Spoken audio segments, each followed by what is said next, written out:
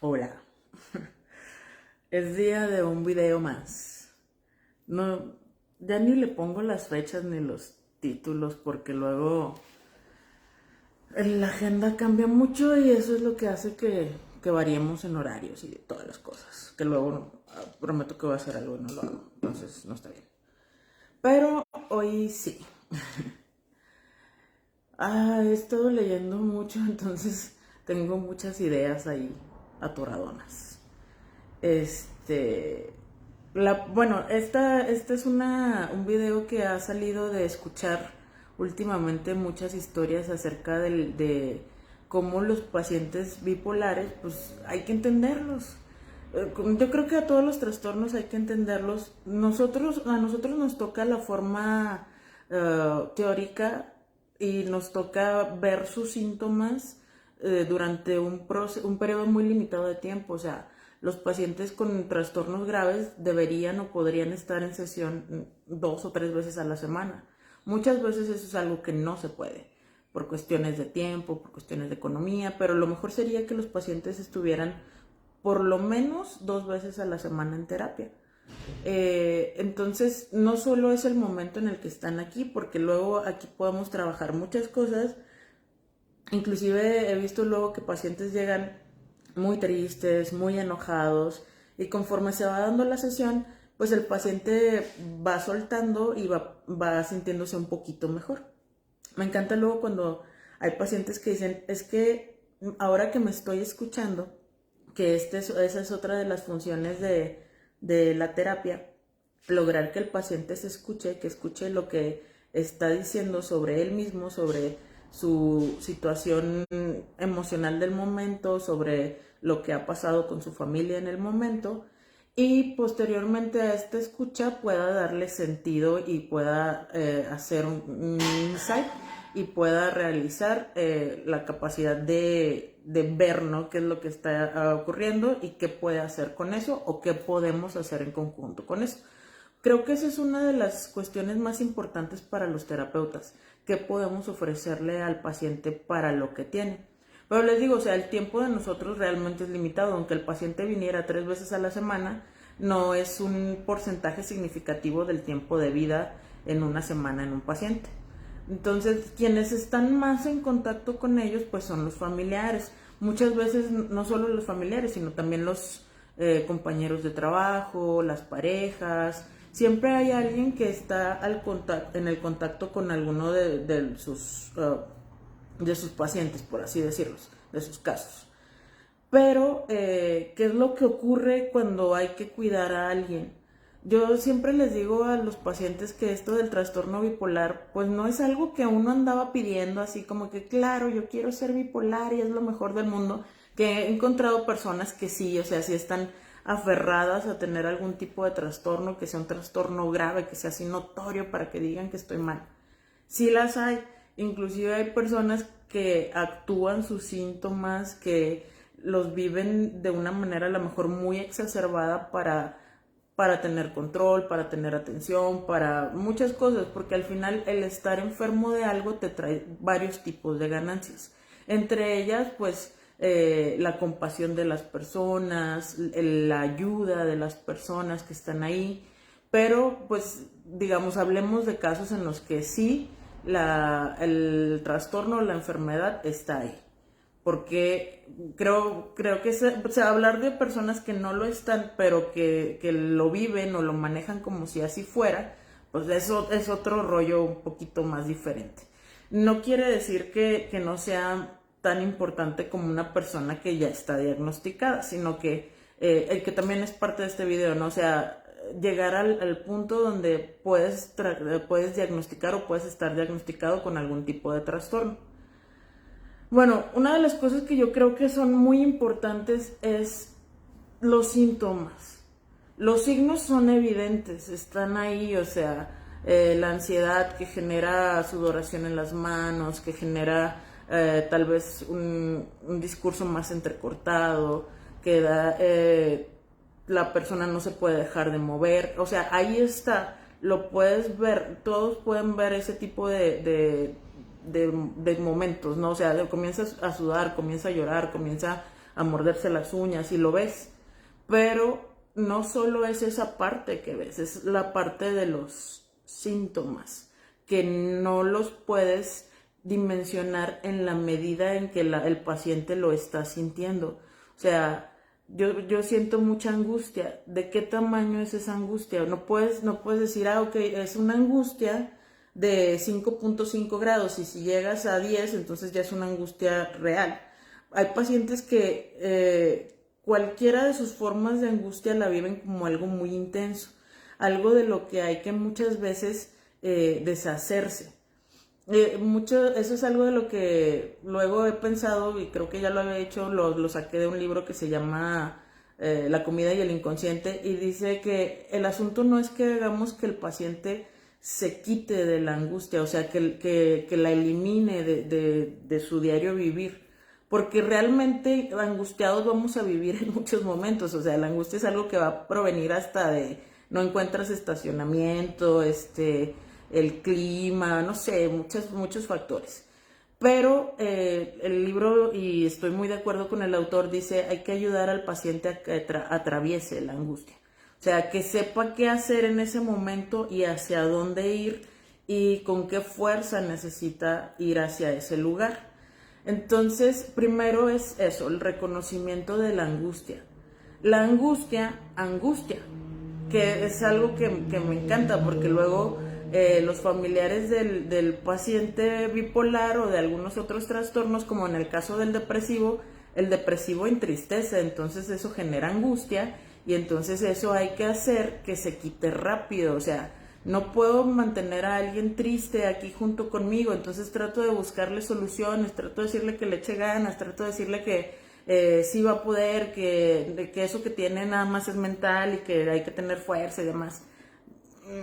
Cosas que no, pues la neta no. O sea, no le puedes decir a un depresivo, ya deja de llorar, y ya el depresivo así, ay güey, o sea, después de tantas horas de llanto, eso era lo que necesitaba, que me dijeras que deje de llorar. Pues no. Entonces la tristeza entristece y la angustia angustia.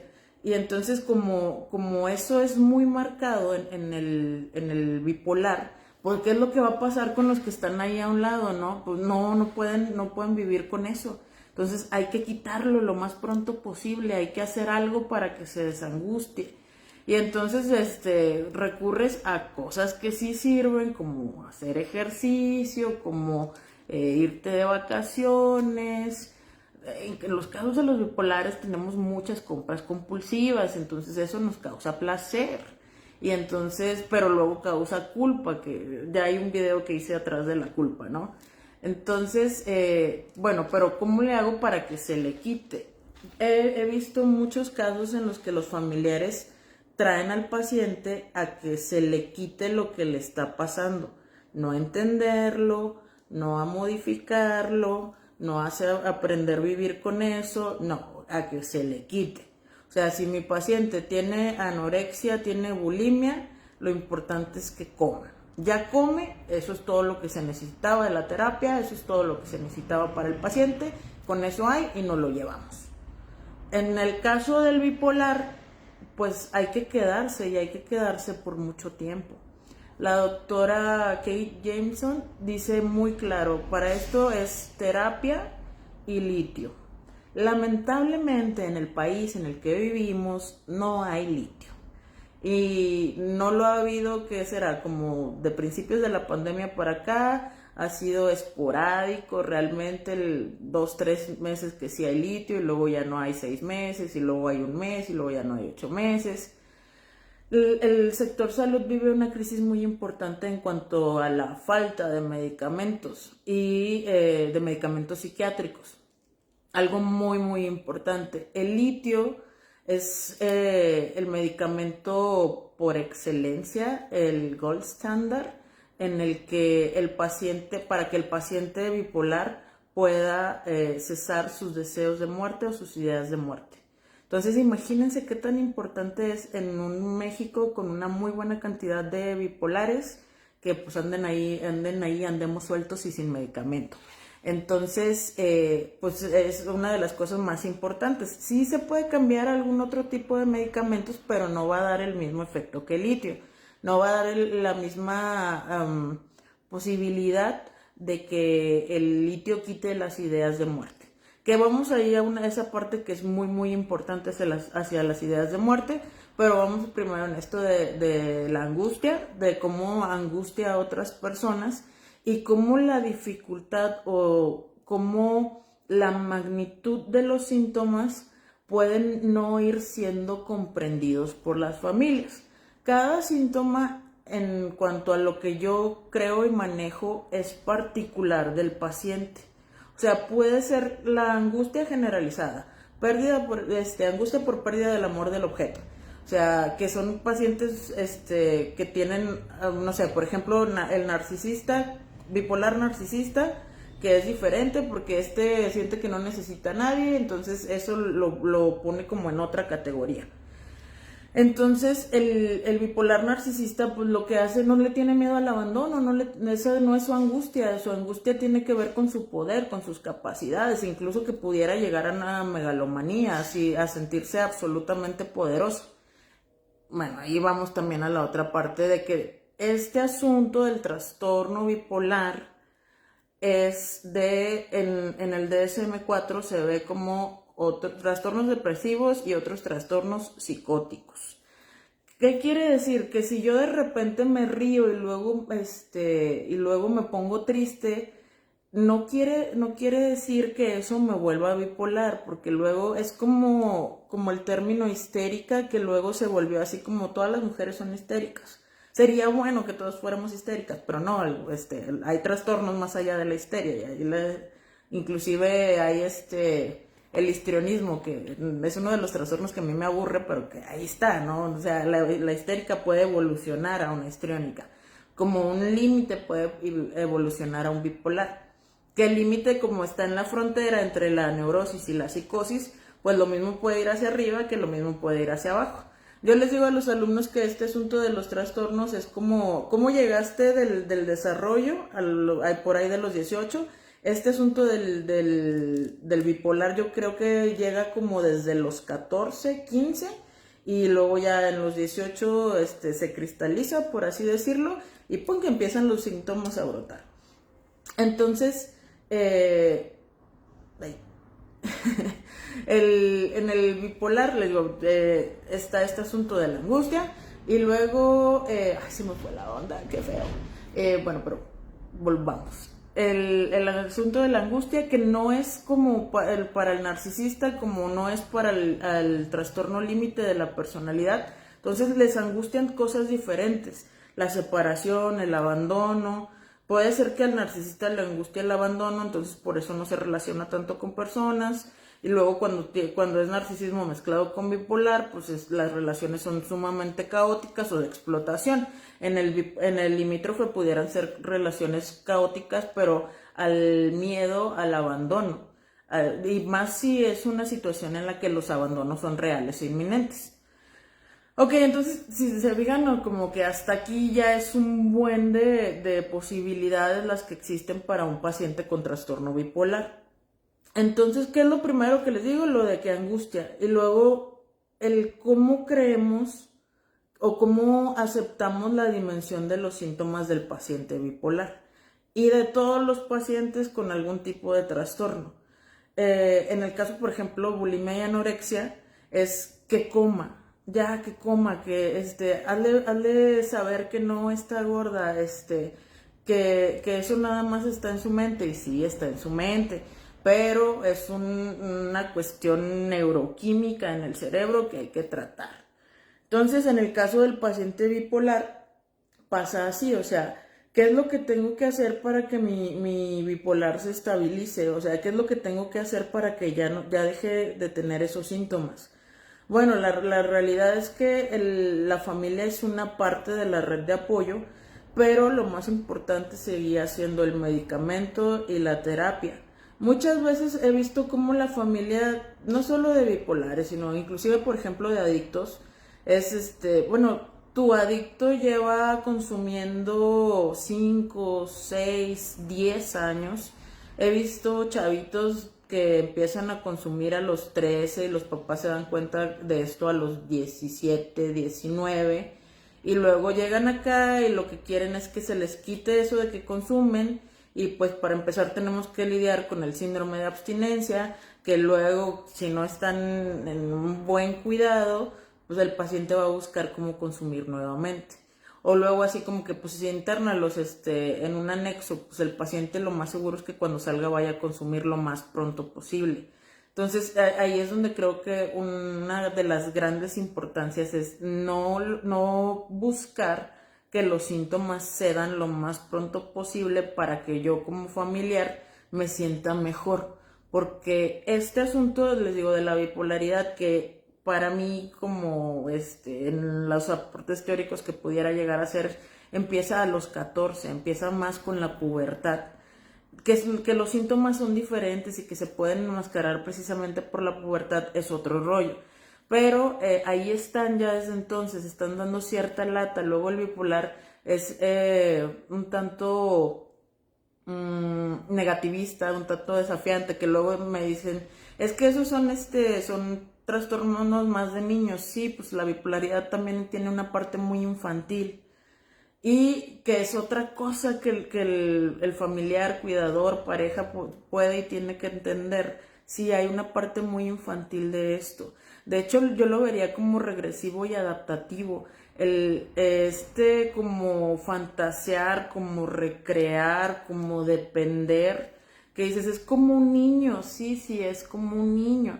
Pero no quiere decir que lo esté actuando, no quiere decir que quiera ser una carga para ti, no quiere decir que esté disfrutando de que se parece que hizo un berrincho totote y dices, pero ya tiene 30, 40 años y lo sigue haciendo. Creo que la parte más álgida de lo bipolar está entre los 25 y los 35 años, dependiendo del momento en el que se diagnostique. Pero fíjense, o sea, si ya viene como desde los 14 y luego como por ahí de los 25, pues tiene una crisis muy grande, por ahí de los 30 tiene otra crisis muy grande, por ahí de los 35 tiene otra. Y eso es otra cosa que luego preguntan mucho los familiares, ¿cuándo se van a quitar las crisis?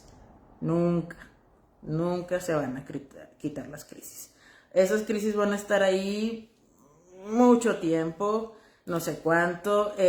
Lo que tratamos de hacer con el medicamento y la terapia es que vayan espaciándose más y que vayan siendo lo menos intensas posible. Pero no le puedo garantizar yo a mi paciente bipolar que ya nunca más va a haber.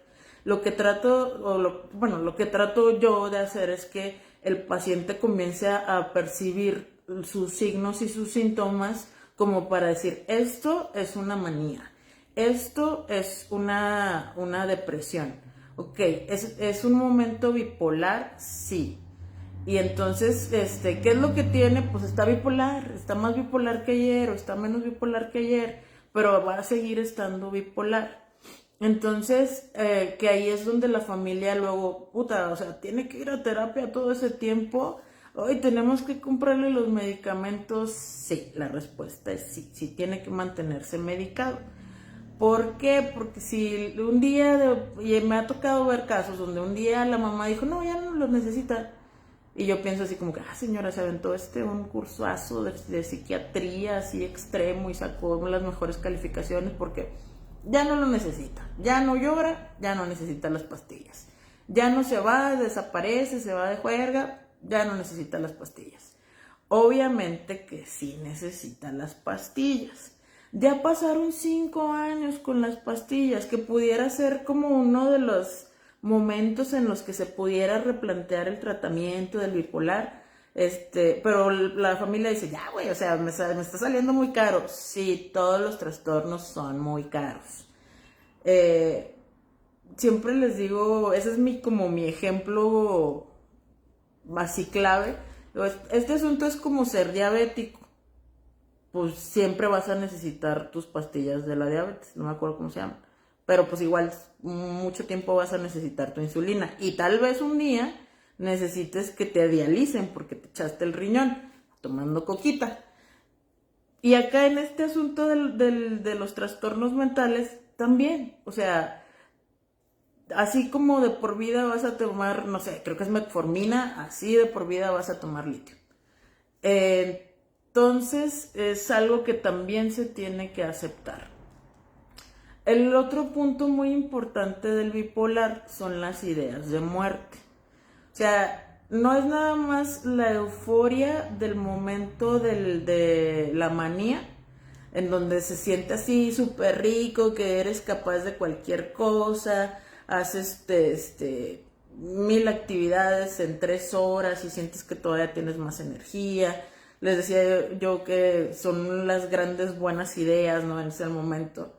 Sherlock Holmes me parece un personaje bipolar. En donde caiga, en las películas, en el libro, me parece un personaje bipolar y me encanta su bipolaridad. Porque hay escenas, ay, no me acuerdo si es la primera o la segunda de donde sale Robert Downey Jr., pero empieza con una pelea. Entonces el Sherlock se va a pelear, así como peleas clandestinas, como si fuera box clandestino, y entonces va pero va porque siente esa necesidad de pelear en ese momento. Y entonces se quiere retirar de la pelea y entonces le ocurre, lo escupen y le ocurre una disociación porque se desconecta poquito. Muy interesante su forma de disociación porque lo que hace es como analizar cada uno de los golpes que puede dar, dónde los va a dar, qué daño va a causar. Y luego, no sé, mandíbula, rompe 2, 3 costillas, pasa esto, tiempo de recuperación, 6 meses, tiempo de recuperación psicológica, tal vez 1 año. Entonces ya lo tiene todo planeado, pum, pum, pum, y entonces ya ahí agrede o violenta con el que estaba luchando. Y al final lo que dice es, ya no le van a dar ganas de escupirle a nadie. Y esa es una parte muy, muy maníaca del bipolar, que hace acto seguido, se sale ahí del como ruedito que tienen y se va y abre una cheve así con los dientes, ¿no? Y se la va tomando su cheve y agarra su lana de las apuestas, porque por supuesto tenía apuestas. Y entonces ahí va a la parte maníaca. Luego resulta que Watson se le va a casar. Y entonces ahí es pum, la hecatombe, la depresión, Watson lo va a dejar, ¿cómo es posible? Vean esa película, la neta, es una película de un border cuidado por Watson que se vuelve como un papá bueno para Sherlock. Y ¿qué es la otra cosa que hace? Watson le va a presentar a su prometida y entonces él le hace todo un perfil y le dice algo de un anillo que había utilizado previamente y le dice, ok, entonces lo que estás buscando, tu marido te dejó, entonces lo que estás buscando es alguien que te saque económicamente. Y la doña pues le avienta una copa de agua en la cara y le dice, se murió. Pues claro, porque en su momento bipolar de que le están quitando a Watson, que es como su conexión con la realidad, pues tenía que agredir. Eso es algo que también pasa con el bipolar. El bipolar puede dimensionar su grado de agresión, sí. Puede controlarlo más o menos. Una vez que ya sabe, que es lo que decía al principio, ¿no? Que una vez que ya puede ir teniendo el conocimiento de cómo empieza y de cuándo empieza y de qué lo desencadena, puede más o menos intentar regularlos. A lo mejor ya con un buen tiempo, pues sí ya dices, no, es que esto es justamente lo que le pega a mi manía y entonces, pero ya no la puedo controlar. Si hay un momento en el que ya, o sea, le llamo el punto de no retorno, o sea, si ya pasaste el punto de no retorno, lo más seguro es que ya no se puede controlar.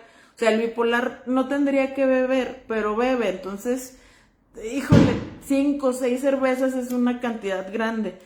Inclusive la doctora Osiris me ha dicho que 5 o 6 cervezas sería permitido solamente para un hombre. Entonces las mujeres tendríamos que pistear menos, pero entonces tienes que entender, o sea, después de 6 cervezas ya es mi punto de no retorno. ¿Hacia dónde voy a ir? ¿Hacia lo depresivo o hacia lo maníaco? Porque puede ser que la peda te conecte bien chido. ¿Y qué es lo que pasa? Seguimos la parranda.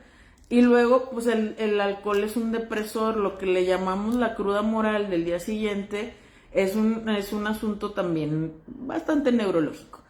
Muy interesante, por cierto, y que la culpa que se siente en parte es por la deshidratación y por otras cosas, pero es real. Ahora lo que se volvió una fiesta, ahora es una depresión. Por eso es que es como una montaña rusa de sentimientos, hacia arriba, hacia abajo, hacia arriba, hacia abajo, hacia arriba mucho más abajo y luego un poquitito arriba, pero es así una montaña rusa, tin, tin, tin, tin, tin, sin fin, y a veces los picos son como más 1, 2, 3, muy rápidos. Ok, entonces ahí es cuando el paciente, tú podrías decir, entonces no dimensiona, no sabe, no entiende lo que me hizo. Sí, sí lo entiende, pero puede ser que esté en la fase en la que aún no lo puede controlar. No hay que perder de vista que hay daños neurológicos, o sea, el cerebrito sí está dañado, que es igual lo que en algún momento decía, o sea, pues el páncreas de un diabético está dañado. Entonces no es así como decirle, pues qué mal que tu cerebro esté dañado, pues tampoco lo quería yo dañar, o sea, no supe en qué momento se dañó, no lo hice yo así como que, pum, a la corteza prefrontal vamos a darle un desmadre. No, pues no lo pides así. Entonces, bueno, darse cuenta de eso, que el paciente tal vez todavía no aprende a reconocerlo y a intentar controlarlo. Puede ser que aprenda a controlarlo, sí, puede ser que el medicamento, un buen cuadro de medicamentos, yo creo que lo más importante para el paciente bipolar, además del litio, es su antipsicótico. Con eso pudiera el paciente mejorar mucho y entonces decir, ok, sí, yo me tengo que controlar a este momento. Que también es algo que pues, a lo mejor le estamos pidiendo muchas peras al olmo. Y entonces que ahí viene otra de las cuestiones de la familia o de la pareja o del grupo en el que esté. O sea, ok, mi bipolar lo está haciendo y ya sabe que lo hace, pero no lo deja de hacer. Sí, se llama compulsión a la repetición. Por eso es que el paciente bipolar necesita estar en terapia, porque en terapia es donde se da cuenta de lo que está pasando y de por qué está haciendo lo que está haciendo. Entonces, el medicamento hace su parte y luego luego la terapia hace otra parte del tratamiento. Considero yo que es a lo mejor 50 y 50 o 60-40 o dependiendo del momento del paciente. Entonces, que luego se vuelve muy complejo para las familias tratar de entender. O sea, sí me dijo eso que me dijo porque así lo siente, sí lo siente y sí seguramente está exacerbado. Entonces, ¿qué quiere decir? No lo pudo controlar. Ya pasamos del punto de no retorno y entonces ahí se perdió una buena parte. La familia luego se vive como muy dolida, como muy lastimada, pero recordemos que las peras dan peras y las manzanas dan manzanas. Así como este trastorno tiene una parte neurológica, tiene una parte dinámica. Entonces, a lo mejor aquí es donde, lo digo así, o sea, la familia se cansa pronto del paciente con sus síntomas y demás, pero en pocas o nulas veces se pregunta, entonces, ¿qué hice yo para que esto ocurriera? Las mamás bipolares tienden a ser mamás borders, que también ahí en lo border hay muchos daños neurológicos y entonces las mamás borders se les olvida lo que hicieron y dijeron. Entonces dejan al hijo así humillado, dejan al hijo desprotegido y luego dicen, es que tú eres el que cree que eso pasó, en realidad yo no te quise decir eso. Pero ya hubo humillación, ya hubo dolor, ya hubo muchas cosas que de las que no se ofreció una disculpa, de las que la mamá border no tiene como esta dimensión de lo que está haciendo. Y por supuesto que cuando su hijito se convierte en algún trastorno, bueno, que tiene algún trastorno, a mí sí me gusta decir, no me convertí en border, me convertí en bipolar. Pero bueno, ahora que no. Pero es cierto, o sea, la familia tuvo mucho que ver. Nada más que pues ahí súper difícil que todo el mundo quiera aceptar cuál parte tuvo. Luego generalmente las mamás de los pacientes bipolares vienen a decirnos así como que no, yo hice mi mejor esfuerzo, usted no sabe, usted no conoce, usted no lo es, muy, muy, muy border de ese tipo de mamás. Entonces, porque los pacientes en cualquier trastorno van a llevar a la familia o a la red de apoyo a preguntarse por su propio estado emocional y su propio estado psiquiátrico. O sea, sería muy bonito, pero no me ha tocado en todo este tiempo que haya una mamá border con un hijo bipolar que diga, sí, o sea, la regué, yo también hacía esto, yo también le dije, le pegué, lo aislé. Pero no, o sea, todo el mundo llega acá con esta onda de a nosotros nadie nos enseñó a ser papás. Y yo pienso, bueno, qué bueno que lo aceptó, entonces pague las sesiones y pague el medicamento cuando menos por un buen rato. Sea parte de esto, viva ahí su momento de crisis junto con su bipolar, pero con responsabilidad.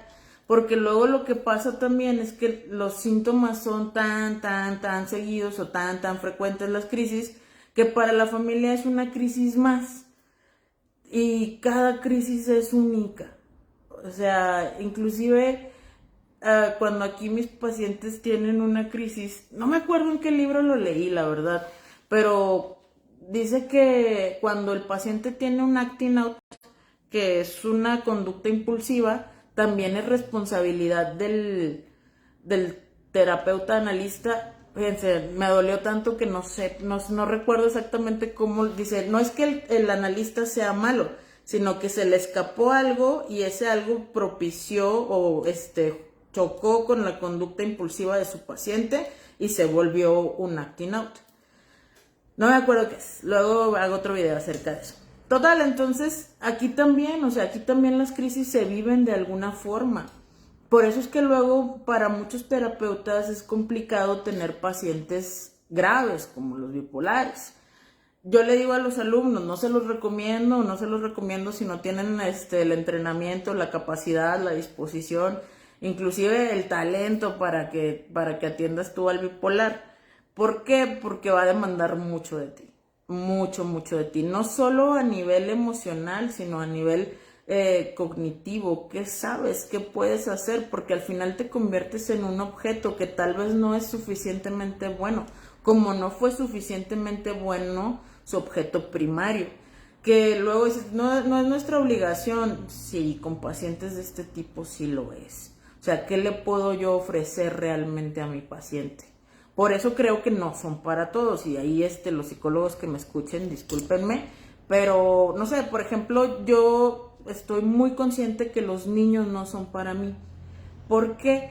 Porque necesitan otro tipo de terapeuta, necesitan otro tipo de espacio, necesitan una persona que vaya más a la fantasía. O sea, yo cuando he visto niños o cuando he tenido que ver algo con niños, me siento como Morticia cuando está ahí en el kinder y se está muriendo de la desesperación porque todos los niños son bonitos y ella tenía monstruitos.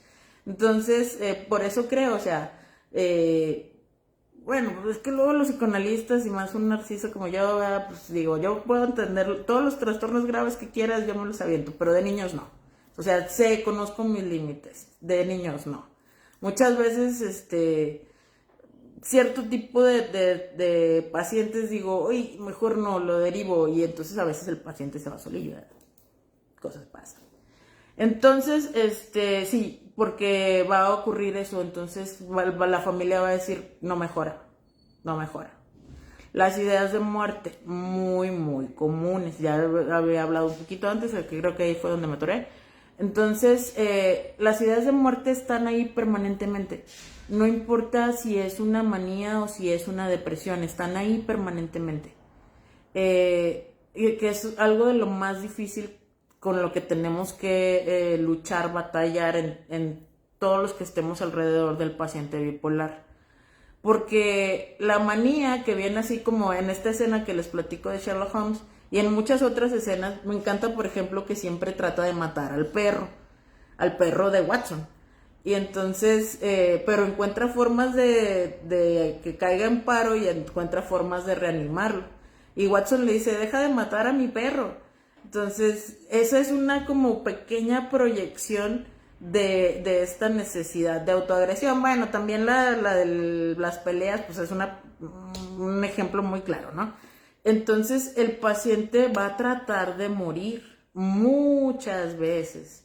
Yo creo que se deja de tener la idea, se deja de tener el plan, pero está ahí como una sombra que le acompaña al paciente. Siempre está ahí, siempre está la posibilidad, siempre hay un momento en el que dices, ¿y si no estuviera aquí? ¿Y si mejor no? ¿Y si mejor ya dejo? O sea, pero también es parte del trastorno. Y en ese caso he visto como las familias se desesperan aún más. Porque luego o sea, ya le compramos el medicamento, ya va a terapia y de todos modos se quiere matar. Pues sí, pero pues yo tengo con el paciente 6 meses y eso de los intentos de suicidio, pues ¿qué cree? También tiene como desde los 13, 14 años, nada más que usted no se había fijado. Entonces ahí, bueno, que puede ser, con cada evento, con cada crisis, el familiar se da cuenta de qué tan mal está el paciente, pero de qué tan mal también estuvieron ellos. Esa es la siguiente cosa que angustia a la familia, o sea, fuimos capaces de crear esto. No que lo acepten, que eso sería muy bueno y que, puta, yo creo que los pacientes avanzarían mucho, que dijeran los papás, sí, la cagamos y la cagamos en grande, pero no lo van a hacer. Entonces, ya cuando menos con que dijeran, ok, o sea, cosas malas pasaron y pues vamos a solucionarlas. Eso sería una gran ayuda para el paciente bipolar. Pero ahí está, anda con sus ideas de muerte, dice, no se le quitan, no se le quitan, o sea, sigue tratando, sigue pensando. Sí, sí, en 5 años de terapia seguramente seguirán estando por ahí de vez en cuando. En, no sé, años de terapia. Eso sí, sí es algo de lo que puedo decir, años de terapia. Y ahí también es donde pienso, años de una terapia adecuada. No puedo decir, no pudiera decir que son malas terapias o buenas terapias, malos terapeutas, buenos terapeutas. Lo que sí puedo decir es la capacidad y alcance que tiene no solo lo que conoces, sino lo que puedes hacer por el paciente. Entonces, por eso es que vamos acompañando a los pacientes a atravesar la angustia y a reconocer su tratamiento y a reconocer sus acciones. Y entonces la familia se puede desesperar y entonces la pareja se puede desesperar. Otra cosa que me llama mucho la atención es cómo asusta. Alguna vez en una farmacia me preguntaron, vio mi receta para darme mi medicamento, ve el diagnóstico y me dice, ¿eres peligrosa? Y le dije, pues nomás cuando no me tomo las pastillas, dámelas ya. Y ya se quedó así como que, güey, ¿qué pedo? ¿Puedes matar a alguien? Sí, todos pueden matar a alguien, no te preocupes. Entonces, asusta y es mucho para las parejas, ¿no? Puta, ¿qué le está pasando? ¿Qué pasa si esa agresión se vuelve hacia mí? Que creo que eso pudiera pasar en todas las parejas. A menos que sean parejas de neuróticos, así de... Híjole, le iba a decir como de los que son novios desde la secundaria y todavía están casados, pero también he visto muchos casos complicados de eso. Total, entonces da miedo. ¿Qué puede hacer? Si se lo puede hacer a él mismo, ¿lo puede hacer a alguien más? Sí, la verdad sí. El homicidio y el suicidio son dos caras de la misma moneda. ¿Tiene esa capacidad? Sí. Más si tiene un quiebre psicótico, sí. Entonces, ¿qué tenemos que hacer? Darle medicamentos y llevarlo a terapia. Y acompañarlo. Y no juzgarlo. Y responsabilizarse de lo que se ha hecho. ¿Va a pasar 100 veces? Seguramente sí.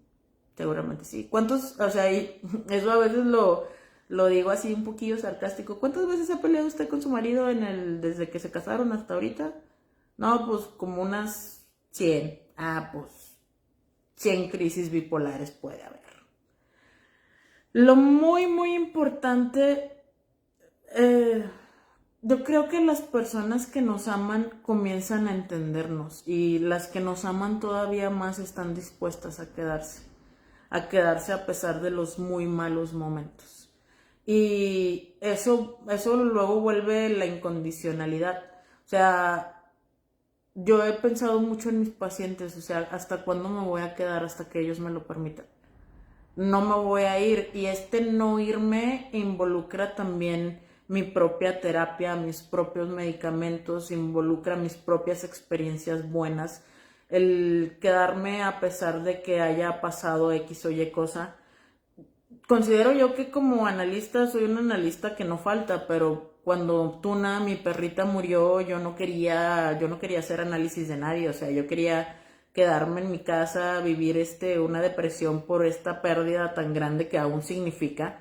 Inclusive como analista siempre he logrado esta parte de la neutralidad, pero en ese momento cuando mis pacientes me decían siento que Tuna haya muerto, puta, era así como permíteme que voy a llorar un poquito, ¿no? Todavía hace un par de sesiones fue así como que, ay, ya contrólalo, no, pero no se puede. Entonces, eso es otra de las cosas con las que hay que lidiar, ¿no? Y te digo, tenemos luego personas que sí se quieren quedar a eso y son personas luego que no entienden nada de lo que tú tienes, pero quieren quedarse ahí. Esas son personas muy, muy necesarias.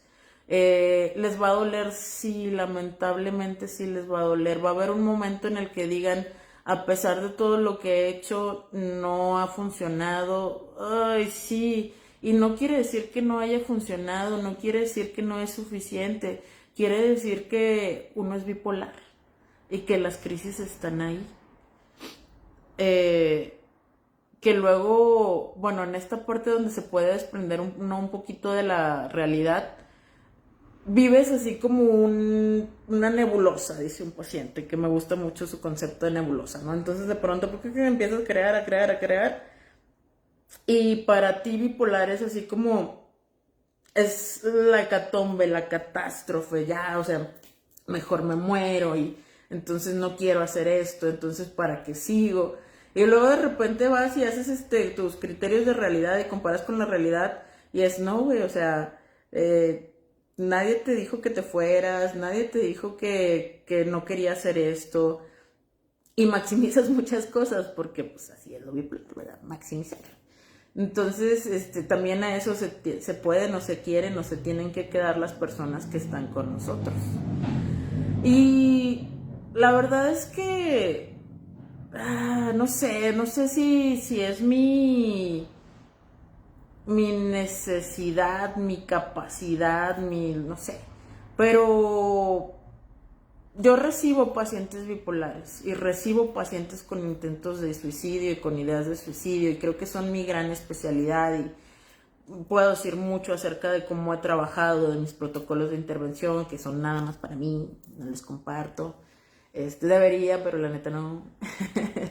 Y de todo esto que se hace con un paciente de esta magnitud, en lo personal yo no me canso de las llamadas, de los mensajes, de que algunos de ellos me han dicho es que te voy a contar otra vez lo mismo, no importa cuántas veces tengas que contarlo, en algún momento vas a dejar de contarlo y si no puedes dejar de contarlo no voy a dejar de escucharte, no voy a dejar de estar ahí para ti. Y creo yo que eso es algo de lo que sí deberíamos de replicar, porque alguien de ustedes pueden interesarse en mi protocolo de intervención y decir, dime a mí, enséñame a mí, y lo que mejor podría yo enseñar en este momento es la inmensa capacidad que necesitas de tolerancia a la frustración. Esa es la más. O sea, eso es... y puedes venir conmigo y decirme, Margarita, mi paciente no mejora, tu paciente está vivo. Y es mucho, te lo aseguro. No le diría así a los familiares, trataría de decirles de alguna otra forma, pero aquí sí creo que sí lo puedo decir, bueno, este canal puede hacer lo que quiera. Entonces sí puedo decir, está vivo, tu paciente está vivo y eso es bastante. Y antes de que llegara conmigo, tu paciente se estaba muriendo, entonces no soy yo, créeme, yo soy muy buen analista. Entonces, hay una frase que escribió mi hermana y estoy segura que se la escuchó a mi papá porque creo que yo se la escuché alguna vez y es con lo que me gustaría cerrar este extenso video que espero que le den like y que lo compartan. Y dice, al final de todo, lo único que va a quedar es el amor. Entonces, si un bipolar puede ser que se vaya con todo, que digas va a acabar todo, pero después de todo, si te queda el amor para el bipolar, créeme que el bipolar también va a poder construir contigo. Entonces no solamente es este caos que se vive, sino que el amor que reconstruye, el amor que cuida, es el que al final cura también. Y eso es lo que me encanta de Julia Kristeva, que dice, ser psicoanalista al final es saber que todas las historias terminan hablando de amor. Y ser un cuidador de un paciente con cualquier trastorno y especialmente con el trastorno bipolar, sin duda alguna necesita de amor. Y las muestras de amor pueden darse de muchas formas. Entonces, ya saben, no analicen bipolares si no le van a entrar bien. Y si sí, estudien mucho. Y si hay familias que necesitan saber más acerca de esto, claro que pueden escribirme, claro que en los comentarios y con toda la disposición, porque este asunto de la salud mental es algo que debemos de propiciar todos los días y de buscar y luchar por eso todos los días. Entonces, gracias por oírme y ahí en algún momento hago otro video.